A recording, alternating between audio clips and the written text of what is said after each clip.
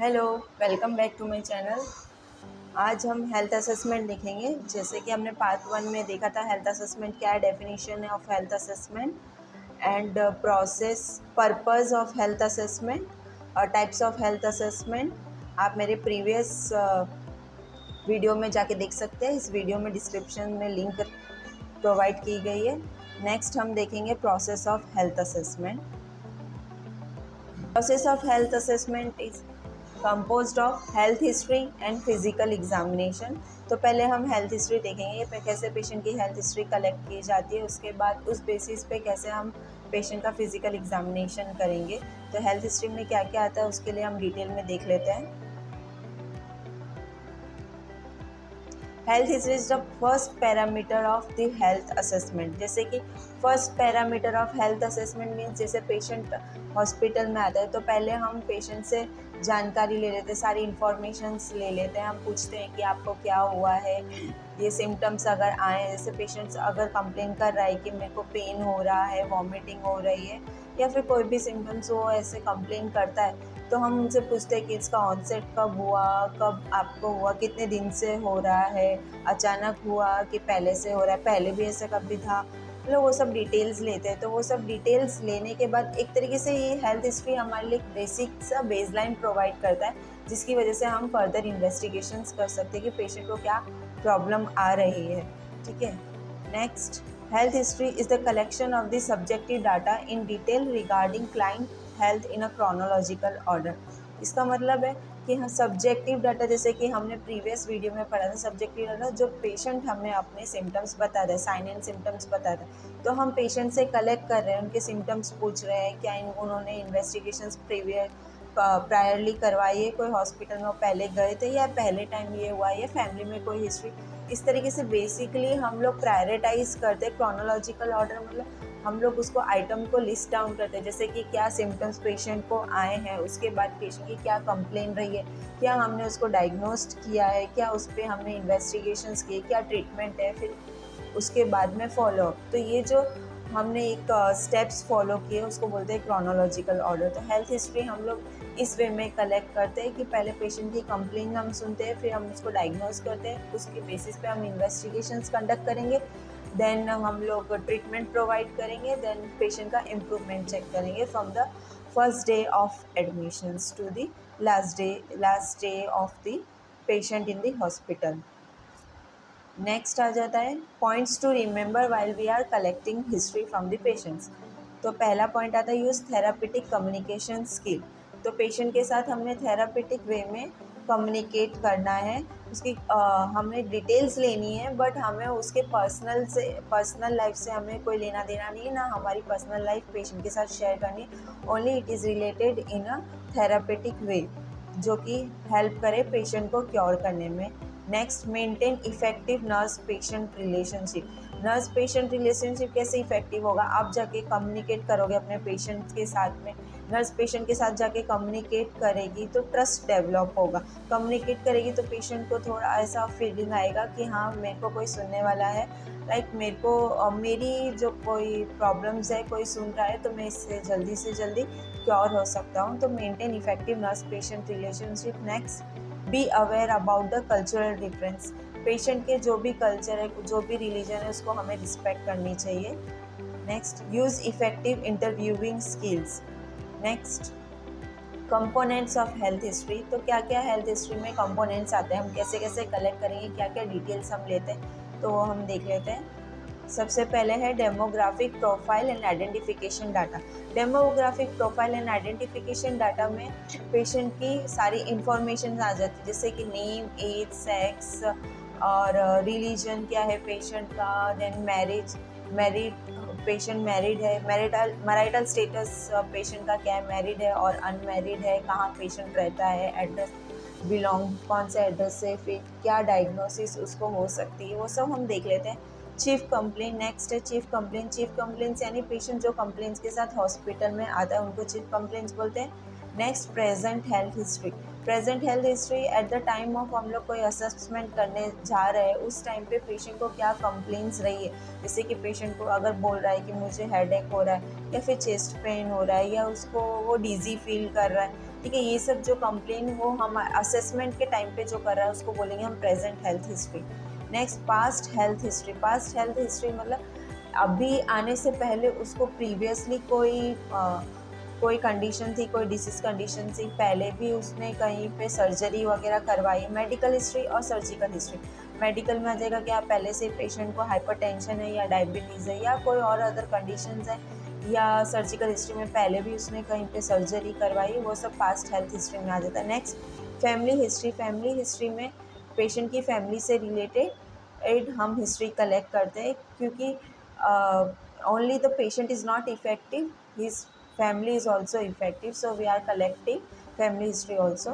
Next है personal history. Personal history में हम पेशेंट के हैबिट्स चेक करते हैं, पेशेंट की हैबिट्स क्या है, न्यूट्रिशनल पैटर्न क्या है, वो सब हम देखते हैं। नेक्स्ट है इन्वायरमेंटल हिस्ट्री। पेशेंट कौन से इन्वायरमेंट से, कौन सी कम्युनिटी से बिलोंग करता है, वो हम देखते हैं, ठीक है। नेक्स्ट हम एक एक करके डिटेल में देख लेते हैं। Demographic profile and identification data. Here we will collect detailed informations about the patients like client name, age, sex, marital status, religion. IP number means hospital का ID number जो patient को मिलता है at the time of admission. Ward name, कौन से ward में है, bed number, education क्या है पेशेंट का, क्वालिफिकेशन क्या है, ऑक्यूपेशन क्या है, date of admission, address, diagnosis, ये सब डेमोग्राफिक प्रोफाइल होगी एक पेशेंट की। Chief complaints. चीफ कंप्लेंट्स जो पेशेंट अपनी कंप्लेंट्स बता रहा है, it involves the complaints that the patient reports to the health care facilities. Chief complaint should be document in the same manner as told by the patient. जो जैसा कि मैंने पहले ही कहा, चीफ कंप्लेंट जो पेशेंट अपनी कंप्लेंट लेके आया है, जैसे वो बोला है मुझे वॉमिटिंग हो रही है, वॉमिटिंग हो रही है, तो हम पूछेंगे आपको अचानक वॉमिटिंग हुई है, आज ही हुई है, कितनी बार वॉमिटिंग हुई है, कितने दिन से वॉमिटिंग हो रही है, कुछ ऐसा खाया था जो वॉमिटिंग, जैसे जैसे पेशेंट बोलेगा हम वैसे वैसे डॉक्यूमेंट करेंगे, उसको बोलते हैं चीफ कंप्लेंट्स। नेक्स्ट आता है present health history. Present health history में it is the descriptions of the development of the patient present illness. It includes onset. onset means कि कब उसको acute onset हुआ है या फिर कि उसको sudden onset हुआ है, मतलब एकदम से हुआ है या धीरे धीरे से टाइम इंटरवल पे होता है। साइन एंड सिम्टम्स क्या है पेशेंट्स के, ड्यूरेशन क्या है, अगर पेन हो रहा है तो कितने ड्यूरेशन तक उसको पेन रहता है, उसके बारे में ट्रीटमेंट करना, पहले ही उन्होंने कोई ट्रीटमेंट लिया है क्या। ये एग्जाम्पल देखो, यहाँ पिक्चर में आप एग्जांपल दे सकते हैं। अ कफ दैट परसिस्ट्स, वर्सन्स और प्रोड्यूस ब्लड। कफ जो कंटिन्यूसली है और कफ के साथ में पेशेंट को ब्लीडिंग भी हो रही है। व्हीजिंग भी एक साउंड है, एबनॉर्मल लंग साउंड है, जो कि अस्थमा में देखा जाता है। चेस्ट पेन, पेशेंट को चेस्ट पेन हो रहा है या फिर फटीग, ठीक है, ये सब आ जाती है प्रेजेंट हेल्थ हिस्ट्री में। Next past health history. Past health history में हम पेशेंट की इंफॉर्मेशन चेक करते हैं previous health related, previous experience उसका कैसा रहा है डिसीज और सर्जरी के साथ। It is the information related to the client's previous experience with any disease और सर्जरी, लाइक चाइल्डहुड इलनेस, पहले उसको चाइल्डहुड में उसको कोई इलनेस थी, अडल्ट इलनेस लाइक हाइपरटेंशन और डीएम, कोई इंजरी रही है, बर्न्स रहा है या फिर फ्रैक्चर्स रहा है तो उसके बारे में डिटेल हिस्ट्री लेंगे। History of drug and allergy, कोई ड्रग उस पर चल रही है या फिर कुछ फूड एलर्जी है या ड्रग रिलेटेड उसको कोई भी एलर्जी है, हम उसके बारे में डिटेल हिस्ट्री लेंगे। प्रीवियस हॉस्पिटलाइजेशन अगर पेशेंट का है तो उसके बारे में इंफॉर्मेशन ले लेंगे। एनी सर्जिकल प्रोसीजर्स, कोई भी प्रोसीजर उस पर हुई है, माइनर हो या मेजर हो सर्जरी, उसके रिलेटेड हम डिटेल इंफॉर्मेशन लेंगे, इसको बोलते हैं past health history. Next, family history. In family history, it involves collection of information to identify the traces of genetic or inheritance of the disease from one generation to the next generation. जैसा कि मैंने कहा family history में हम लोग ये जानते हैं कि कलेक्शन करते हैं, हम लोग इंफॉर्मेशन का कलेक्शन करते हैं जिससे हमें पता चला है कि पेशेंट को कोई जेनेटिक या हेरिडिटरी डिसीज़ तो नहीं है, मतलब उसके पेरेंट्स को है या ग्रैंड पेरेंट्स को है तो उसकी वजह से उसको आ सकती है। तो ये सब हम लोग फैमिली हिस्ट्री में कलेक्ट करते हैं। Next also about clients family members and their health status, कितने फैमिली मेम्बर्स है पेशेंट की फैमिली में और उनका हेल्थ स्टेटस क्या है, उनको तो कोई डिसीज कंडीशन नहीं है, वो सब हमें फैमिली हिस्ट्री कलेक्ट करने से इंफॉर्मेशन मिलती है। तो उसमें 2 कंपोनेंट्स आते हैं, तो it consists of family tree and family composition. तो हम फैमिली ट्री देख लेते हैं। फैमिली ट्री के एक फैमिली जीनोग्राम है जो इस तरीके से दिखता है। ये पिक्चर में आप देख सकते हैं कि ये जो स्क्वायर से डोनेट किया और बीच में क्रॉस किया उसको हम लोग डिसीज्ड बोलेंगे।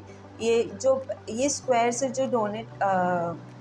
से जो डिनोट कर रहे हैं इसको बोलते हैं मेल, और जो सर्कुलर में है ये फीमेल के लिए डिनोट करते हैं। और यहाँ पे स्क्वायर है मीन्स ये मेल है, और क्रॉस है तो मतलब डिसीज्ड है, पेशेंट की फैमिली मेम्बर की डेथ हो चुकी है। सेम ईयर यहाँ पे सर्कल है और यहाँ पे क्रॉस है तो डिसीज्ड फीमेल है। यहाँ पे here there is a relation between husband and wife, और हियर क्रॉस है, दैट मीन्स इन दोनों के बीच में डाइवोर्स हो चुका है और ये इनका चाइल्ड है जो कि मेल चाइल्ड है, और यहाँ पे उसका रिलेशन यहाँ पे ये फीमेल है। ठीक है, अब इन दोनों की 2 फीमेल डॉटर्स है। इस तरीके से हम लोग फैमिली ट्री को डिनोट करते, फैमिली जीनोग्राम बनाते हैं।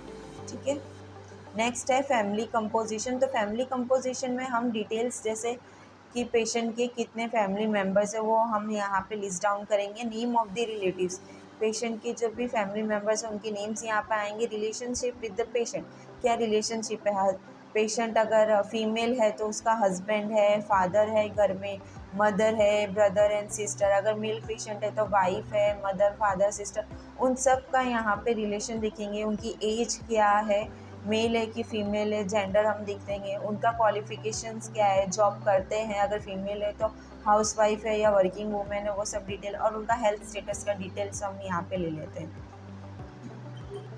नेक्स्ट हम देखेंगे personal history. Personal history, it is the detail about the personal habits of the patients, like dietary pattern उनका क्या है, स्लीप पैटर्न क्या है, प्रॉपर वो स्लीप ले रहे हैं कि नहीं, elimination pattern means bowel elimination और ब्लैडर एलिमिनेशन पैटर्न देखेंगे।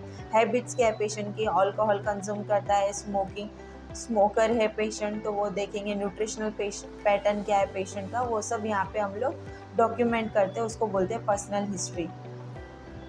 नेक्स्ट आती है socio economic history. Socio economic history लेने का एक कारण भी है कि हमें पेशेंट की कंडीशन पता चलती है, पेशेंट कौन सी कंडीशन में रह रहा है, प्रॉपर उसको वेंटिलेशन मिल रहा है कि नहीं मिल रहा है, ड्रेनेज सिस्टम, उसके आसपास ड्रेनेज सिस्टम कैसा है, क्योंकि उसकी वजह से भी डिसीज़ कंडीशन होती है, जैसे कि कम्युनिकेबल डिसीज़ होती है। तो हम ये सब हिस्ट्री इसलिए कलेक्ट करते हैं तो हमें पता चलता है कि पेशेंट कौन सी कंडीशन से आ रहा है, उसके हिसाब से हम उसको ट्रीट करते हैं या कोई प्रिवेंटिव मेजर्स हम पेशेंट को बताते हैं। और पेशेंट की फैमिली में अर्निंग मेंबर्स कितने हैं, क्योंकि इससे पेशेंट के मेंटल स्टेटस पे भी असर पड़ता है। अगर फैमिली में 8 मेंबर्स रह रहे हो और अर्निंग मेंबर्स एक ही हो तो उसकी वजह से उस पर प्रेशर क्रिएट करता है 8 मेंबर्स को खिलाने का, उसकी वजह से उसको मेंटल स्टेटस, पेशेंट का मेंटल स्टेटस इफेक्ट होता है। तो ये मेंटली और फिजिकली पेशेंट को अफेक्ट करता है, इसलिए हम लोग सोशियो इकोनॉमिक हिस्ट्री भी पेशेंट की कलेक्ट करते हैं। तो सोशियो इकोनॉमिक हिस्ट्री में क्या क्या आ जाता है, type of the house, number of the rooms, ventilation, water supply, power supply, house drainage system. Next, socio-economic also includes monthly और annual income of the family। जैसे मैंने कहा था कि मैं फैमिली की इनकम क्या है उस वो देख रहे हैं। फिर earning member of the family, कितने अर्निंग मेंबर है, 1 है या 2 है, वो देखते हैं। ठीक है, ये सब आ जाता है। सोशल, इकोनॉमिक एंड इन्वायरमेंट, ये तीनों चीज़ रिलेटेड हम लोग उसकी हिस्ट्री लेते हैं, ये सब आता है सोशियो इकोनॉमिक हिस्ट्री में। So this is all about the health history, what we have seen in health history. First हम लोग ने पेशेंट का डेमोग्राफिक डाटा देखा, चीफ कंप्लेंट्स देखी, प्रेजेंट हेल्थ हिस्ट्री देखी, नेक्स्ट पास्ट हेल्थ हिस्ट्री देखी, फिर हमने पेशेंट की फैमिली हिस्ट्री कलेक्ट करी जिसमें 2 कंपोनेंट्स थे, family tree and family compositions. Next हमने पेशेंट की पर्सनल हिस्ट्री कलेक्ट करी, उसके बाद हमने सोशियो इकोनॉमिक हिस्ट्री करी। इसके बाद आता है सेकंड कंपोनेंट हमारा हेल्थ असेसमेंट का, physical examination. So what is physical examination? Physical examination is a complete assessment of the patient physical and mental status by using various techniques including inspection, palpation, percussion and auscultation. Here in this picture you can see एक medical professional है और यहाँ पे एक patient है, तो वो उसकी हिस्ट्री कलेक्ट कर चुका है। अब वो फिजिकल असेसमेंट कर रहा है। Physical assessment means overall assessment of the patient. Head to toe examination हम कंडक्ट करेंगे by using 4 techniques. Mainly we are using 4 techniques in physical examinations are inspections means observation, palpation by touching the patient, feeling the pain, tenderness of the patient, then percussion which means by tapping the skin of the patients we are hearing the sound, and auscultation by using stethoscope we are hearing the internal organ sound. So these are the 4 techniques of the physical examination.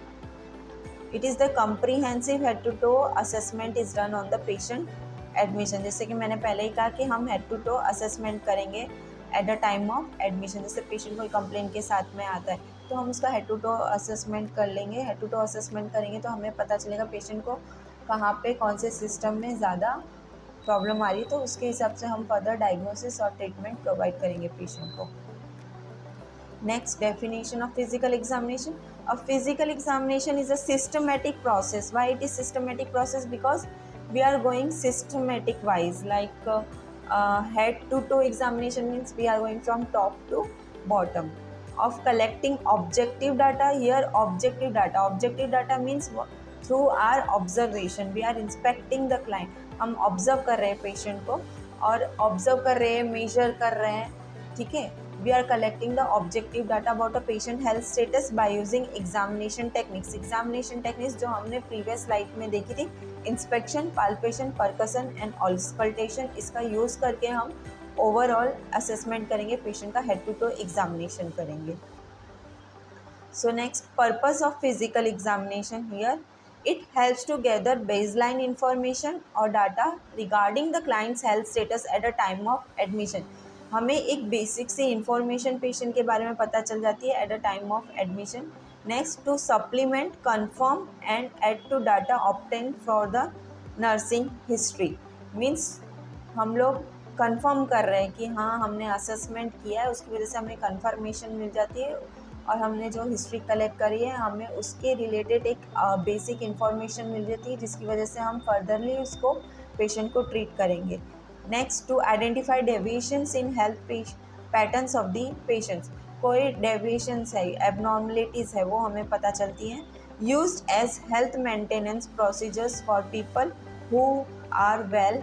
Breast self examination in early detection of cancer. जैसे कि जो patient को कोई condition नहीं है फिर भी हम लोग उनको एक तरीके से हेल्थ एजुकेशन पर्पसली हम लोग सिखाएंगे। जैसे कि एग्जांपल यहाँ पे है ब्रेस्ट सेल्फ एग्जामिनेशन। हम ब्रेस्ट सेल्फ, कोई भी फीमेल ब्रेस्ट सेल्फ एग्जामिनेशन कर सकती है, खुद का ब्रेस्ट का एग्जामिनेशन कर सकती है ताकि हम लोग को कैंसर से पहले ही डिटेक्शन हो जाए कि अगर कोई एबनॉर्मल नोड्स या लम्स प्रेजेंट है कि नहीं, ब्रेस्ट में टेंडरनेस है कि नहीं, उसकी वजह से वो अर्ली डिटेक्शन होगा कैंसर का ब्रेस्ट सेल्फ एग्जामिनेशन की वजह से। तो ये सब चीज़ों में यूज़ होता है physical examination.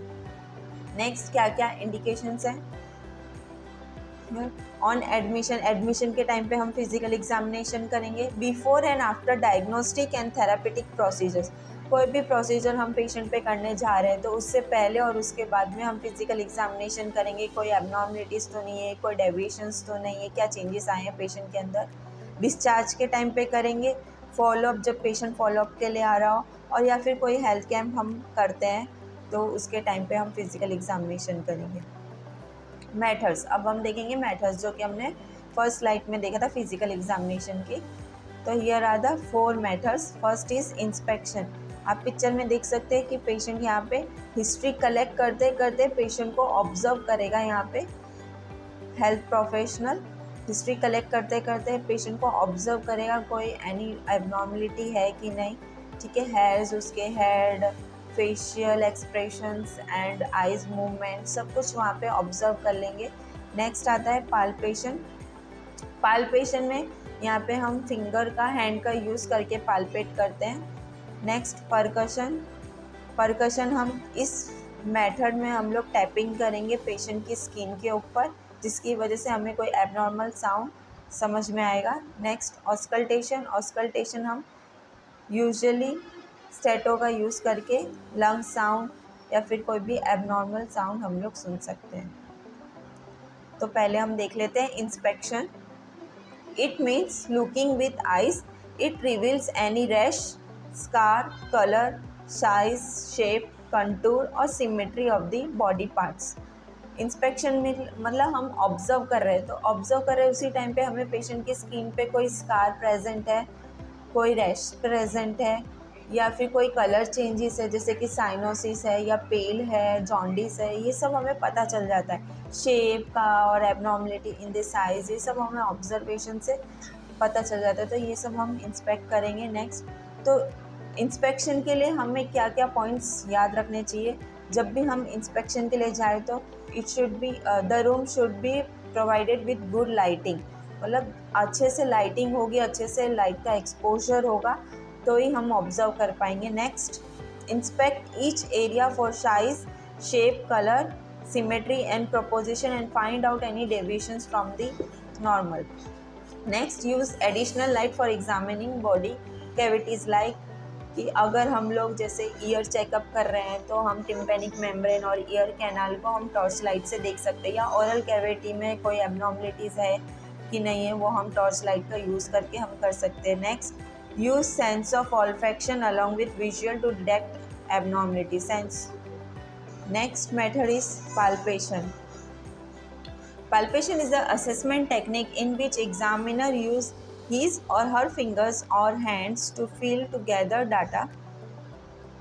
It reveals any swelling, coldness, hotness, stiffness, hardness, smoothness, roughness, pain, vibration, firmness and flaccidity.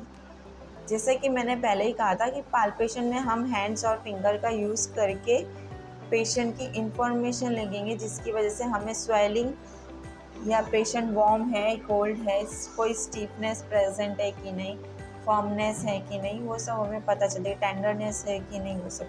Palpation का मेथड क्या है करने का कि जैसे पेशेंट की स्किन है तो हम इस तरीके से पाल्पेट करते हैं, ठीक है, इस तरीके से हम पाल्पेट करके देखेंगे। पाल्पेट करके देखेंगे तो हमें पता चलता है कि यहाँ पे इस एरिया में कोई स्वेलिंग है कि नहीं, ये एरिया कोल्ड है या फिर वार्म है, या फिर पेशेंट को टेंडरनेस तो नहीं है, ठीक है, स्टीफ तो नहीं है ये एरिया, ये सब हमें पता चलता है। Next, the client should be relaxed and comfortable. Observe non verbal science of discomfort during palpation. Means कि क्लाइंट पहले तो रिलैक्स होना चाहिए और कंफर्टेबल होना चाहिए। पेशेंट को कंफर्टेबल पोजीशन हमें पहले से ही प्रोवाइड कर देनी चाहिए, और फिर हमें नॉन वर्बल क्यूज़ देखने हैं ड्यूरिंग द पाल्पेशन। जैसे कि हम लोग पाल्पेट कर रहे हैं तो अगर पेशेंट को पेन हो रहा है तो उसके फेशियल एक्सप्रेशन से हमें पता चल जाएगा कि पेशेंट को यहाँ पे पेन हो रहा है। Palpation to be done with warm hands, short finger nails and gentle approach. As we know, कोई भी मेडिकल प्रोसीजर हम करने चाहते हैं तो हमारे हैंड वो फर्स्ट ऑफ ऑल वार्म होने चाहिए, और फिंगर नेल्स तो ऑफकोर्स शॉर्ट ही होने चाहिए, ये तो हमें पता ही है as a nursing profession, being in a nursing profession. Palpation is to be done slowly and gentle. Next, for light palpation, the hand is depressed about 1 centimeter, और deeper palpation के लिए 2.5 centimeter हम palpate करेंगे, ठीक है। Use appropriate parts of the hands for doing various palpations. ये हम example के साथ देख लेते हैं। जैसे कि फिंगर टिप्स का यूज़ हम कैसे करेंगे। फिंगर टिप्स का यूज़ करना हमें to assess the texture, shape, size, consistency, ठीक है, ये सब हम देखेंगे। फिंगर टिप्स का असेस कर, फिंगर टिप से पाल्पेट करके हम स्किन की टेक्सचर क्या है, शेप क्या है, साइज़ क्या है, वो हम पता करते हैं। Dorsum of the hand and fingers, इस तरीके से हम जैसे हम ऐसे चेक करते हैं, ये यूज़ करते हैं हम टेम्परेचर असेस करने के लिए। Next, palm of the hand to assess vibration. Palm of the hand, this is used for assess the vibrations. कोई भी एब्डोमिनल, अगर हम एब्डोमिनल रीजन में पाल्पेट कर रहे हैं तो वहाँ पे कोई वाइब्रेशंस हो रही है कि नहीं, वो सब हमें इस एरिया से पाल्पेट करेंगे तो पता चलता है। Next, pinching of fingers to assess turgor consistency and position. Pinching of fingers means like this. हम स्किन को ऐसे पिंच करेंगे तो इसकी वजह से हमें पेशेंट की टर्गर हमें पता चलती है कि जैसे कि हम लोग ने इस तरीके से पिंच किया है तो स्किन तुरंत रिवर्ट बैक हो गई है, ठीक है। तो ये सब मेथड से हम पाल्पेट करेंगे। नेक्स्ट आता है हमारा percussion method. It means tapping of various body organs and structure to produce vibrations and sound. It is the act of striking the body surface to elicit sounds that can be heard or vibrations that can be felt. Means tapping of the skin like this. ऐसे हम tapping करेंगे। Directly we are tapping like this और indirectly through by placing our hand and by tapping through our finger of the other hand like this. इस तरीके से हम tapping करके patient के ऑर्गन्स के जो एबनॉर्मल साउंड्स हैं या फिर कोई नॉर्मल साउंड्स भी हमें पता चलते हैं। दूसरा, अगर कोई वाइब्रेशंस है तो वो भी पता चलती है। तो इस तरीके से हम परकशन का यूज़ करते हैं। तो ये सब हमारे नॉर्मल साउंड्स हैं, जैसे कि resonance. Resonance a low pitched and loud sound heard over the normal lung tissue.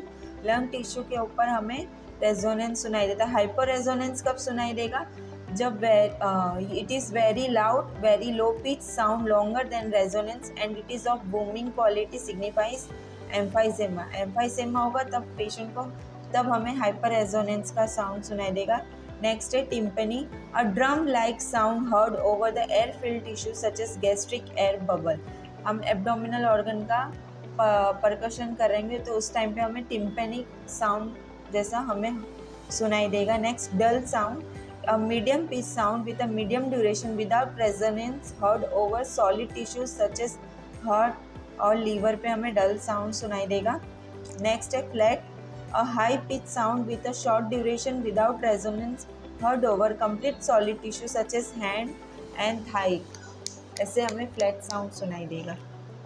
Next, auscultation, last method of physical examination, the act of listening to sounds within the body to evaluate the condition of the body organs can be performed with the stethoscope। हम stethoscope का use करके हमारे organs के अंदर के sound का हम सुनते हैं।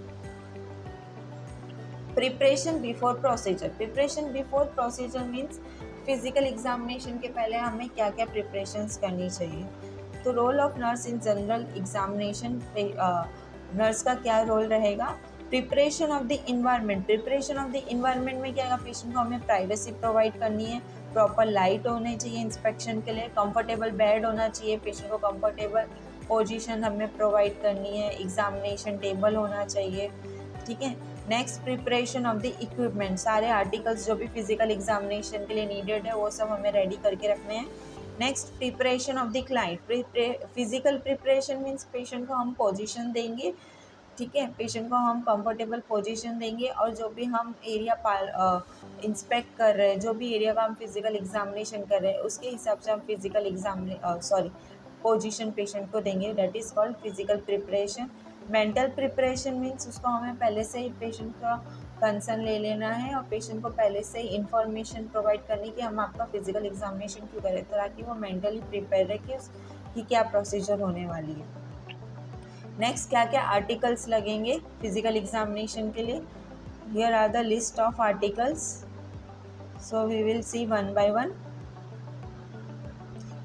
स्फिग्नोमैनोमीटर, बीपी चेक करने के लिए यूज़ किया जाता है। Next, stethoscope. स्टेटोस्कोप कोई भी एबनॉर्मल साउंड ऑर्गन्स के अंदर का एबनॉर्मल और नॉर्मल साउंड, जैसे लंग साउंड है, फिर एक बॉवेल साउंड है, ब्लैडर बॉवेल साउंड है, ये सब हमें सुनने को स्टेटोस्कोप का यूज़ करके हम सुनते हैं।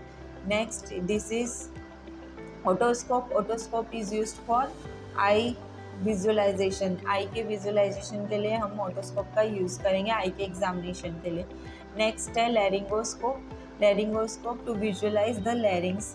नेक्स्ट है प्रोक्टोस्कोप। प्रोक्टोस्कोप का यूज़ हम रेक्टम के एग्जामिनेशन के लिए करते हैं।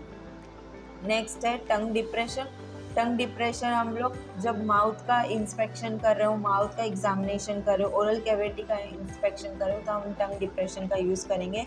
नेक्स्ट है फिटोस्कोप, जैसे कि कोई अगर मदर है, हम उसका फिजिकल एग्जामिनेशन करें, एब्डोमिनल एग्जामिनेशन करें, तो फिटोस्कोप से हम फीटस के हार्ट रेट को हम ऑस्कल्टेट करेंगे, दैट इज़ वहाँ पे हम फिटोस्कोप का यूज़ करते हैं। नेक्स्ट है ophthalmoscope, sorry otoscope. Here otoscope हमें ईयर का विजुअलाइजेशन, ओटोस्कोप से हम ईयर का विजुअलाइजेशन करेंगे, या ऑप्थेल्मोस्कोप हम आई का विजुअलाइजेशन करेंगे, आई का एग्जामिनेशन करेंगे। नेक्स्ट है वजाइनल स्पेक्युलम, वजाइनल स्पेक्युलम से हम वजाइना का इंस्पेक्शन करेंगे। Next article is nasal speculum, nasal speculum से हम लोग नेजल कैविटी का एग्जामिनेशन करेंगे, कोई डेविएशन है कि नहीं, कोई एबनॉर्मल डिस्चार्ज है कि नहीं, ठीक है, वो हम देखते हैं। नेक्स्ट टॉर्च लाइट, टॉर्च और फ्लैश का हम यूज़ करते हैं, कोई भी बॉडी कैविटी को हम लोग एग्जामिनेशन करते हैं तब। TPR tray, TPR tray is basically use for checking the vital signs. Next tuning fork, tuning fork is used for the assessment of the ear, ear के एग्जामिनेशन के लिए, हियरिंग टेस्ट के लिए हम यूज़ करते हैं, जिसमें वेबर और रेने टेस्ट यूज होता है। उसमें हम लोग एयर कंडीशन और बोनी कंडीशन चेक करते हैं, कंडक्शन चेक करते हैं। Next weighing machine, weighing machine हम पेशेंट का वेट चेक करने के लिए करेंगे। स्पेसिमेन कलेक्शंस बॉटल्स, हम कोई भी स्पेसिफिक पेशेंट को कंडीशन हो या स्पेसिफिक कोई कंडीशन हो, उसमें हम लोग स्पेसिमेन कलेक्शन कर सकते हैं, जैसे यूरिन का सैंपल लेना हो या फिर स्टूल का सैंपल लेना हो, तब हम स्पेसिमेन की बॉटल रखेंगे ट्रे में। नेक्स्ट है परकशन हैमर, परकशन हैमर से हम लोग पेशेंट की रिफ्लेक्सेस चेक करते हैं। और measure tape is mainly used for checking the height as well as in neonate patient, जैसे न्यूबॉर्न पेशेंट है कोई, तो उसका हेड सर्कमफेरेंस एंड एब्डोमिनल और चेस्ट सर्कमफेरेंस चेक करने के लिए मेजर टेप का यूज़ लेंगे। नेक्स्ट है gloves, gloves is mainly use for inspecting the और examining the genital areas of the patient, both in male and female. These all were the articles of the physical examinations. तो यहाँ पे physical examination ख़त्म होता है। आज की class में हमने प्रोसेस ऑफ हेल्थ असेसमेंट देखा। प्रोसेस ऑफ हेल्थ असेसमेंट में हम लोग ने health history and physical examination देखा, जिसमें हेल्थ हिस्ट्री में हमने डिटेल हिस्ट्री देखी कि कैसे हमें हिस्ट्री कलेक्ट करनी है, क्या पॉइंट्स हमें याद रखने हैं हिस्ट्री कलेक्ट करने के टाइम पे, क्या क्या कंपोनेंट्स है, वो सब देखे। नेक्स्ट हमने फिजिकल एग्जामिनेशन देखा। फिजिकल एग्जामिनेशन में 4 मैटर्स आती है, inspection, palpation, percussion and auscultation. ये 4 मैटर्स किस तरीके से करते हैं, कैसे करते हैं और क्या आर्टिकल्स यूज़ होते हैं फिजिकल एग्जामिनेशन में, तो ये सब हमने देखा।